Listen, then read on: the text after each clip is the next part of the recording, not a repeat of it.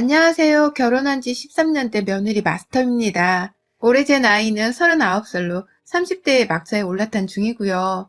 내년이면 저도 40이고 인생의 절반을 산 것과 다름없는 처지예요.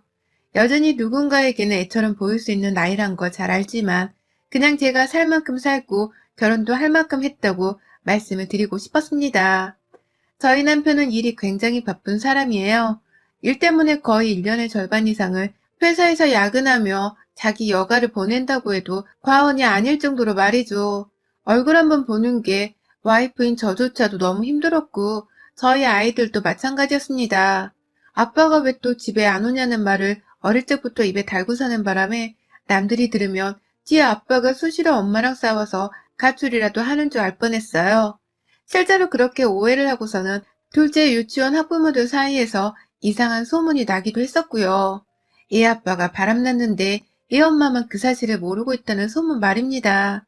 다행히 제가 그런 말을 뒤에서 듣고도 가만히 있는 성격이 아니라서 당장 학부모들을 유치원 앞에서 불러다가 소문의 원천이라는 학부모랑 대판 싸우고서는 사과를 받아낸 덕분에 소문은 마무리되었어요. 내 남편이 바쁜 전문직이라고 명함까지 뿌려가며 그 학부모 앞에서 머리털만 안 잡아당겼을 뿐 눈으로는 몇 대를 때렸답니다. 그 바람에 입이 싼 편이었던 걸로 추정되는 학부모들도 싹 입을 다물게 되었고 다행히 우리 둘째는 씩씩하게 유치원을 잘 다니다가 졸업을 했어요. 그 후 남편한테 졸라서는 그냥 그 동네 자체를 떠났고 다시는 그 학부모들을 마주칠 일이 없었기 때문에 그 후로는 제가 애들 입단속도 시키며 살았어요. 아빠는 일 때문에 바쁜 건데 우리가 밖에서 티를 내고 다니면 아빠가 일에 집중을 하지 못하시니까 아빠 얘기는 절대로 하지를 말라고 말이죠. 그러니 애들도 하나둘 이해를 하는 건지 밖에서 우리 아빠가 바빠서는 얼굴 한번 보기 힘들단 소리를 2번은 꺼내지 않더라고요. 이 정도의 남편을 두고 사는 여자였으니 제가 오죽 외로웠겠습니까? 남편 얼굴 보기 힘든 와중에 애는 둘이나 낳았으니 어떻게든 책임지고 잘 키워내야겠다는 생각뿐이었죠. 남편도 먼 훗날 애들이 잘 커 있는 모습을 보면 은퇴를 하고 나서라도 저와 오순도순 고마워하며 잘 지내주지 않을까 싶었습니다. 그래서 자식들 뒷바라지하는 것에 최선을 다하며 살았고 제가 또 하나 열심히 최선을 다하며 사는 것이 하나 있었어요. 바로 어머님을 모시는 일이었죠. 어머님은 아들 사랑이 대단한 분이셨어요. 좋은 대학 나와서 좋은 직업을 가지고 사는 내 아들보다 잘난 아들을 둔 엄마들은 세상에 또 없다며 그걸 늘 과시하며 사셨고 저희 친정 부모님 앞에서도 자기 아들 잘난 줄 알고서 시집 보내는 게 맞냐는 소리를 아무렇지 않게 하는 분이셨어요. 아이를 낳기 전까지만 하더라도 저는 이런 시어머니가 참 재수없고 못나 보였습니다. 벼는 익을수록 머리를 숙인다고 하는데 우리 어머님한테는 겸손 따위는 전혀 보이질 않았기 때문이죠. 하지만 제가 아이를 낳고 나서부터는 참 신기하게 마음이 변했어요. 어머님처럼 아들을 잘 키워보고 싶다는 생각을 저도 모르게 하기 시작한 것이었죠. 처음에도 어찌되었던 시어머니셨기 때문에 늘상 고개를 숙이고 예의를 갖추며 잘 챙겨드리고 살갑게 구는 며느리였는데요. 제가 둘째를 낳고 처음 어린이집에 보내던 그때부턴 왠지 모르게 어머님 곁에서 더 보고 배우며 뭔가 방법을 알고 싶었습니다. 아이가 공부를 잘 하도록 키울 수 있는 아주 간단하지만 어려운 그 방법을 말입니다. 그렇게 저는 의도한 건 아니었지만 겸사겸사 시어머니가 계시는 시댁을 자주 찾으면서 말동무가 되어드렸고 시어머니 앞에서 제 아이 고민 상담도 서스럼 없이 했어요. 보통 이런 얘기는 친구들이나 친정 식구들한테 털어놓고는 위로를 받잖아요. 그런데 저는 하도 자주 보고 살아서 그랬던 건지는 모르겠지만 시어머니를 옆에 꼭 끼고서는 사소한 수다들을 떨었어요. 처음엔 아이를 잘 키워보려는 마음에서 더 친해져 보고 싶었던 것이었지만 이런 식으로 함께하고 대화를 나누는 세월이 늘어가면 늘어갈수록 어머님은 제게 친정 부모님보다는 못해도 남들보다는 훨 가까운 가족이 되셨어요. 제가 적어도 어머님을 불편해하거나 어려워하지 않고서 저희 피 섞인 가족인 마냥 살갑고 편하게 대할 수 있는 관계가 되어갔던 것이었죠. 너무 기분이 좋았고 내 결혼 생활이 만족스러웠어요. 외롭게 만드는 남편이 여전히 미웠지만 나의 곁에서 함께 바쁜 아들을 보며 얘기를 나눠주는 친구 같던 시어머니가 계셨기 때문에 상관없었습니다. 그런데요, 얼마 전 이건 저만의 아주 크나큰 착각이었다는 것을 깨우쳤네요. 나 혼자 시어머니를 피 섞인 가족과도 같이 생각하고 있었다는 것을 말이죠. 나 혼자서만 어머님이 좋아 죽으려 했다는 것을 말입니다. 남편에게는 시누이가 둘 있는데 하나는 미국 가서 살고 있고 하나는 저랑 생활 반경이 비슷할 만큼 같은 주부로서 비슷한 삶을 살고 있었어요. 시어머니 배로 시댁에 갈 때마다 여러 번 마주치며 함께 수다를 떠는 사이였고 그래서 시어머니가 편해진 만큼 시누이도 참 편했습니다. 저보다 나이가 한 살 많았는데 제게는 친언니와도 같게 느껴졌어요. 굳이 시댁 사람이라고 해서 거리를 둘 이유는 없었는지라 저도 갈 때마다 형님 하면서 정말 애교 많은 동생처럼 보려고 노력 많이 했어요. 그걸 형님이랑 시어머니도 나름 귀엽게 봐주기도 했고요. 그런데 작년에 코로나 터지고 나서 제가 잠시 몸살이 걸린 적이 있던 7월에 큰 뒤통수를 맞았네요. 코로나가 아니라 단순 몸살이라고 확신을 했던 게 가슴 통증도 없었고 그렇다고 기침이 나오는 것도 아니었거든요. 단순히 몸살 걸릴 때마다 느끼는 그 오한이랑 몸살기 때문에 제가 침대에서 제대로 일어나지를 못하는 지경이었어요. 남편 출근까지는 어찌저찌 시켰지만 집에서 원격 수업으로 학교 생활을 시작한 제 아이들이 너무 걱정되더라고요. 그래서 아주 가까이 살고 있던 시누이한테 연락을 했죠. 혹시 괜찮으면 잠깐 우리 집에 와서 애들 좀 봐줄 수 있어요? 나 지금 몸살이 너무 심해서 병원에 가봐야 할 것 같은데.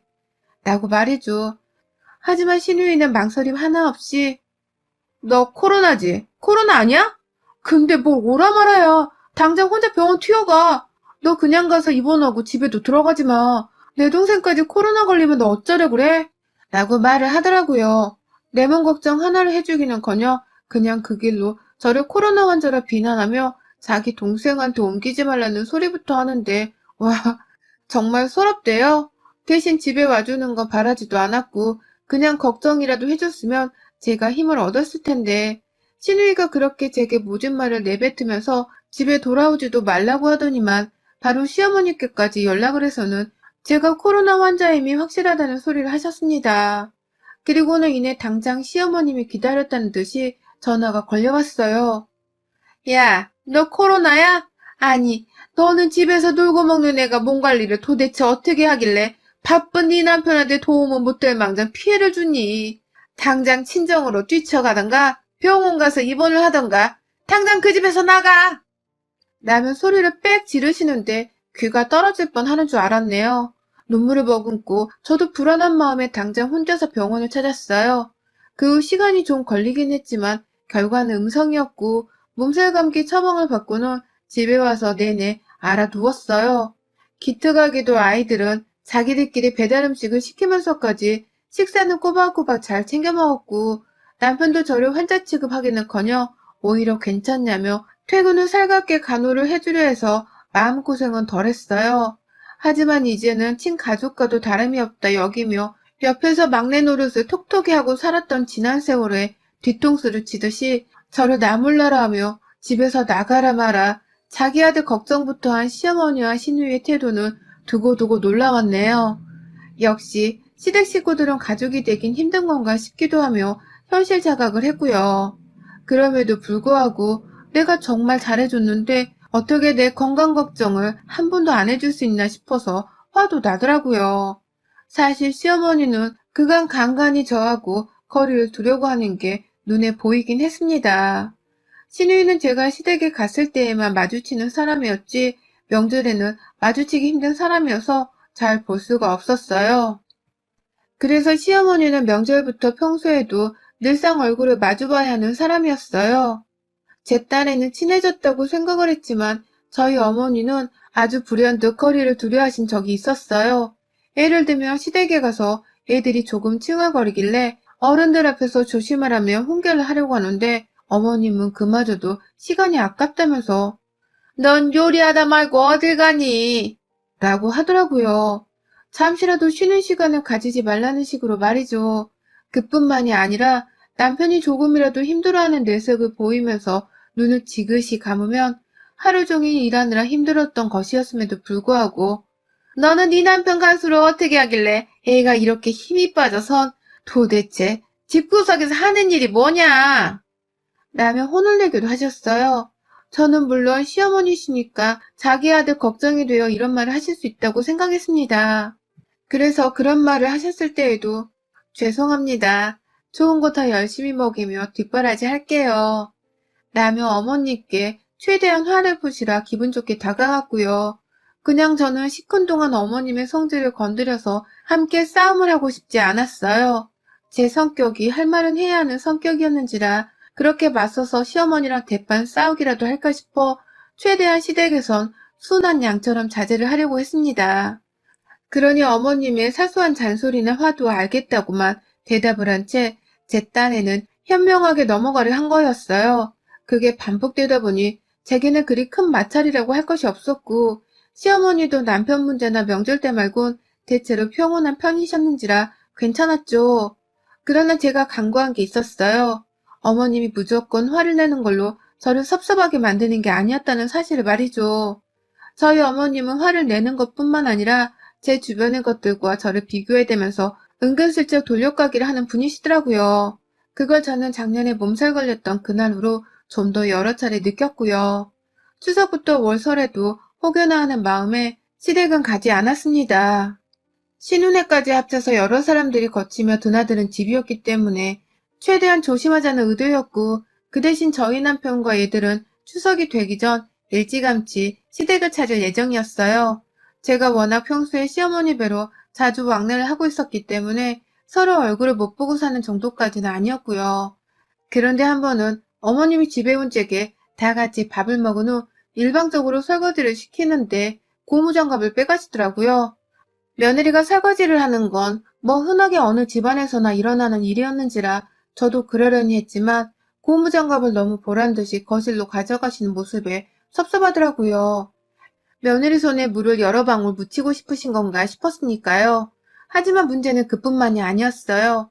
또 하루는 남편이 일을 하던 도중이어서 제가 아이들만 데리고서는 시부모님께 인사도 드릴 겸 같이 밥을 먹으려고 갈비를 재워서는 가져갔는데요.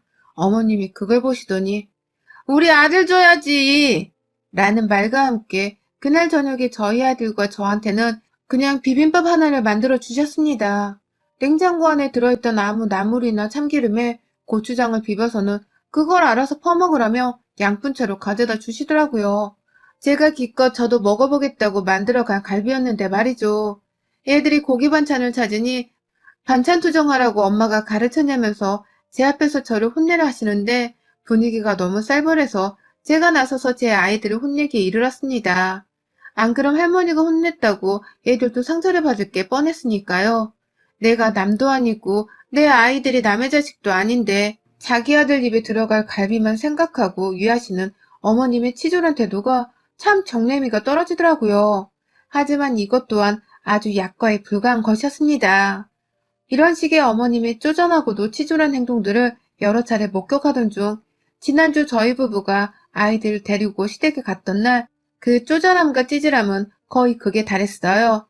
바로 비닐장갑 쪼가리 하나 때문에 말입니다. 저 이제 이 집안에서 며느리로 산 지가 벌써 13년입니다. 비록 제가 애들을 낳고 나서야 시어머니께 자녀교육 방법을 얻어보겠다고 본격적으로 집을 오고 가며 친해져 보려 하긴 했지만 그 전부터는 저는 애초에 예의도 바르고 활도리는 다 하고 지내던 며느리였어요. 남편에게 시집오면서 모자람 없이 예단도 맞춰 해왔고 신혼 때부터 출근하고 퇴근하는 남편 밥상을 꼭 실하게 차려주라는 시어머니의 말씀을 칼같이 지켜서는 단 한 번도 식사 준비를 거른 적이 없었습니다. 그 흔한 부부싸움을 했을 때에도 밥만큼은 정말 실하게 차려줬었어요. 남편도 그것에 대해서는 제가 참 대단한 여자였다면서 두고두고 고마워했고요. 아이들 태어나고 나서도 일부러 할머니 할아버지 얼굴 한 번 더 보여드리려고 제 딴에는 자주 시댁을 드나들었고 그동안 여러 차례 며느리한테 설거지를 시키고 잔심부름을 시키면서 가족들 사이에서 서열 정리를 하려고 하셨을 때에도 전 다 이해했어요. 평상시에 어머님이랑은 잘 지내왔었으니까 그냥 단지 지금 어머님이 정신이 없어서 만만한 저한테 잔심부름을 시킨다고만 생각을 했습니다. 그런데 이번 주말에 오랜만에 남편이 쉬는 주말이어서 저도 우리 가족들끼리 오붓한 시간을 보내고 싶었습니다. 가까운 공원으로 나들이를 가던 외식을 하던 하면서 말이죠. 그래도 추석에 시댁에 가지 않을 것을 알고선 남편에게 말을 꺼내서 먼저 시댁을 찾았어요. 가서 이렇게라도 남편까지 데리고 인사를 드리면 어머님이 추석 때 가지 않아도 덜 섭섭하실 거라 생각을 해서 말입니다. 그러니 남편도 제 마음이 너무 고마운지 집에서 나설 때부터 아이들 케어까지 싹 다 자기가 하더라고요. 저는 손 하나 까딱하지 말라면서 말이죠. 시댁에 가니 어머님은 저희가 온다며 시원한 추어탕을 준비하고 계셨습니다. 일단 우리 남편이 정말 좋아라는 건데 저는 정말 죽어라 싫어하면서 먹지를 못하는 음식이었죠. 그건 신혼 초부터 제가 여러 차례 안 먹은 적이 있었기 때문에 어머님도 누구보다 잘 알고 계셨고요. 보란듯이 풍겨오는 추어탕 향신료 냄새에 어머님 추어탕 끓이셨어요? 라고 물어보자 어머님은 제가 이 질문을 해주길 기다렸다는 듯이 말씀하시더라고요. 네 거 아니다. 라고 말이죠. 시크한 어머님 말씀에 그런가 보다 하며 내심 섭섭했지만 일단은 저 먹을 것을 제가 알아서 만들어 먹겠다며 냉장고부터 열었어요. 그런데 아뿔싸 정말 아무것도 채워진 게 없더라고요. 보란듯이 제게 추어탕 말고 먹을 게 없으니 억지로라도 꾸겨 넣어 먹으란 것처럼 말이죠. 그래서 그날 저는 추어탕 생선이 안 든 정말 순수 국물만을 겨우 담아다가 거기에 밥을 비벼서 반 그릇 정도 먹었고요. 남편이 저를 엄청 딱하게 쳐다보는데 그걸 시어머니가 불만이란 듯이 그만 좀 쳐다봐라. 네 마누라 얼굴 닳겠다. 라면서 한 소리를 하시길래 느꼈습니다. 어머님이 오늘 기분이 무지하게 안 좋은가 보다 하고 말이죠. 그래서 저도 조용히 지내다가 조용히 집으로 돌아가겠다 마음을 먹고 가만히 앉아 있었어요. 그런데 시어머니가 밥 다 먹고 얼마 지나지 않아서 저를 부르더라고요. 당시 남편이 아이들을 데려다가 엄마가 밥을 얼마 못 먹었으니 그래서 우리가 나르자. 라고 하면서 식탁 위 그릇들을 싱크대 안으로 옮기고 있었고요. 저는 그런 애들을 보면서 고마워 우리 애기들 라며 웃고 있었어요. 그런데 그 뒤에서 슬그머니 설거지를 안 하려고 빠져 계시던 어머님이 저를 급하게 부르시더라고요. 그러더니만 한다는 소리가 야 설거지는 네가 해라 라고 하시더라고요. 그 와중에 자기 아들이 설거지까지 할까 걱정이 이만저만이 아니셨는지 저를 굳이 불러내셔서는 설거지를 하라고 하시는데 우리 친정엄마가 이 상황을 먹겨가셨더라면 이게 얼마나 극대노한 일이냐고요. 그래서 제가 순간 너무하시다는 생각이 들어서 어머님 저 추어탕 얼마 먹지도 못해서 힘도 없는데 설거지를 제가 해요? 라면서 물었어요. 엄청 큰 목소리로 말을 하니 옆에 있던 시아버지도 제 쪽을 쳐다보더라고요. 부엌에서는 설거지는 우리가 할게요. 라고 대답을 하는 남편의 목소리가 들려왔고요. 하지만 시어머니는 물러서지 않았어요. 저를 끌고 부엌에 들어가서는 저를 거기다 세워두고 남편이랑 애들을 데리고 우르르 나가더라고요. 도로 돌아오래 하는 남편에게 저도 더 일을 키우지 말라면서 조용히 있으라 제스처를 취했고 저는 어쩔 수 없다며 저 혼자 고무장갑이라도 끼려고 하는데 그때 뒤에서 어머님이 다시 부엌 안에 나타나셨어요. 아니나 다를까 이번에는 고무장갑을 가지고 나가시더라고요. 그래서 제가 물었죠. 설거지를 해야 하는데 그걸 가져가면 어떡하냐고 말입니다. 그런데 저희 어머님이 제게 그러시더라고요. 넌 이거 말고 비닐장갑도 아까워 이거 사. 라고 말해줘. 그리고 저 보란듯이 부엌 하부장 서랍 안에 들어있는 비닐장갑이 든 통까지도 가져가는 게 아니겠어요? 혹여나 제가 그걸 찾아서 꺼냈을까봐 말이죠. 그런 어머님의 뒷모습을 보고 있자니 저도 화가 치밀어 오르더라고요. 그거 당장 내놓으세요. 당장요. 라면서 무섭게 쏘아대자 어머님은 부엌을 빠져나가다 말고 너 지금 나한테 소리쳤냐? 라면서 뒤돌아보시더라고요. 그러더니만 글쎄 들고 있던 그 비닐장갑이 든 상자를 저한테로 향해 던지시는 게 아니겠어요? 거실에 저희 아이들이랑 남편까지 다 보고 있던 상황이었는데 말입니다. 그리고 저는 그 상자에 제 발등을 딱 찍혀버렸고요. 순간 아팠는데도 어머님 앞에서는 센 척을 하려고 아프지 않은 척을 했어요. 하지만 발등이 저려오는 건 어쩔 수 없더라고요. 순간 피가 나는가 싶었던 바람에 슬며시 발 쪽을 향해 고개를 숙이고 쳐다보는데 거실에서 저희 애들이 제 이름을 부르며 달려 들어오더라고요. 그러더니만 제가 고개를 숙이면서까지 발등을 확인하고 있자 얘들은 제가 맞았다고 확신을 한 건지 할머니를 향해 우리 엄마 왜 때려요? 할머니 완전 나쁜 사람! 라면서 화를 내는데 그걸 보고 가만히 있을 수가 없었어요. 그건 남편도 마찬가지인 듯 했고요. 왜 설거지하는 사람한테서 고무장갑을 뺏어가서는 이 사단을 만들어요? 엄마, 왜 이래요? 라며 시어머니의 손목을 잡는데 시어머니는 넌 왜 나한테 이러냐? 내가 뭐가 딱히 아까워서 그랬던 건 아니고 그냥 맨손으로 하는 설거지가 더 뽀드득이 잘 씻겨지니까 그렇게 하라고 한 거지. 배려해준 건데 애들부터 시작해서 니까지 왜 이러냐? 엄마 당황스럽게 라면서 아주 뻔뻔한 변명을 하시더라고요. 오히려 맞은 저와 말리는 남편이 다 뻘쭘하도록 말이죠. 그동안 저는 며느리 마스터임이 분명하다고 자부를 하면서 시어머니 곁에서 참 잘 지내왔다고 생각했습니다. 가끔 저지르시는 짓거리도 다 이해를 하고 넘길 만큼 시어머니께만큼은 제가 참 너그러운 사람에 속했어요.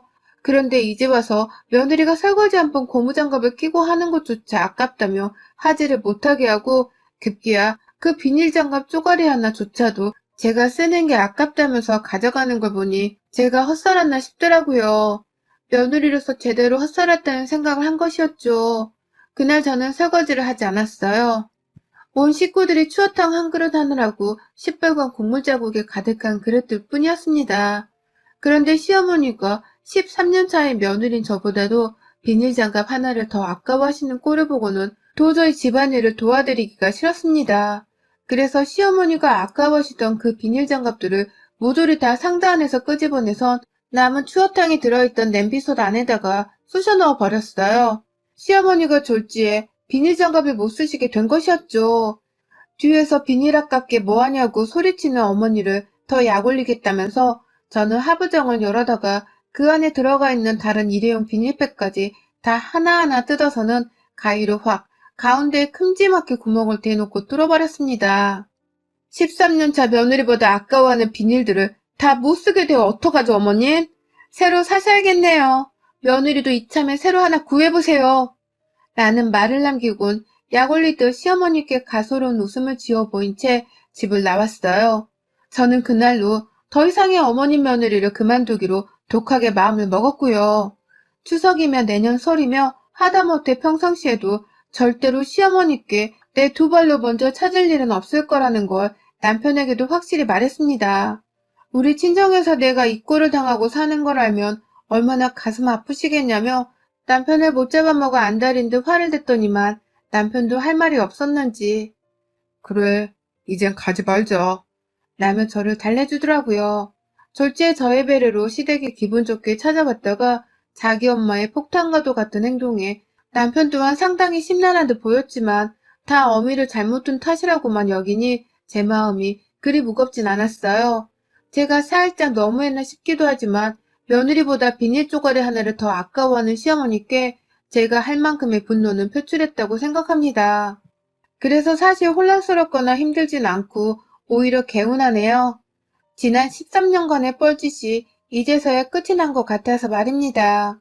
시어머니는 그 후 집에서 시아버지께도 혼이 나셨는지 하루 꼬박을 잠수를 타더니 이제 연락이 오셨어요. 잘 들어갔냐고. 그날은 자기가 좀 심했다고 말이죠. 하지만 저는 그 사과를 받는 둥 마는 둥 했네요. 이제 더 이상 어머님 며느리 아니니까 이런 사소한 전화 따위도 상황을 가려가면서 하시라며 무안을 주곤 확 전화를 끊어버렸습니다. 어머님께 다시 전화가 2통 정도 걸려왔지만 그 후엔 또다시 잠적이시고요. 아마 지금쯤 멀쩡한 며느리를 자기 손으로 쳐냈다는 생각에 골머리를 앓고 계실 겁니다. 그 생각을 하니 속이 또 뻥 뚫리네요. 여러분의 생각은 댓글로 남겨주세요. 오늘도 시청해주셔서 정말 감사합니다.